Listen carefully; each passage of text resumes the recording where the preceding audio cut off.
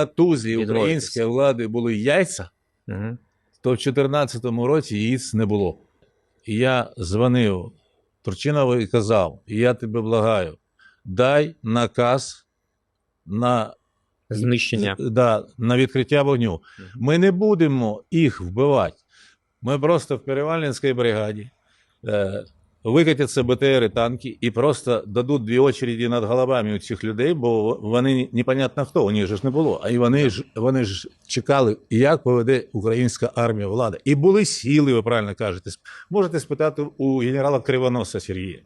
І були спецназівці. Топлива для того, щоб залити взлітно-посадочні смуги, для того, щоб не сіли гелікоптери російські. Була розвідрота 25-ї бригади. 3-й полк спецназа сидел, и 69-ка Николаевская десантная готова была заходить через перешеек в Крим. 3-й полк і 25-та в літаках збирались. Можна багато чого було зробити. І росіяни не знали, як себе поведе Україна. Вони побаювались. А коли я зрозумів, що Крим зливають, тому що відповідь мені по телефону була така. Американці кажуть, що вони уйдуть.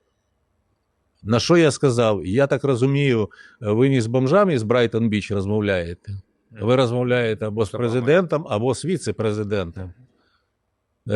І я можу вам сказати, американці далеко, а ви в кабінетах в Києві. Вони не підуть, якщо ми не дамо відсіч. Ми не дали відсіч, хоча і люди були, і генерал Воронченко, командуючий берегової оборони, і можливості були.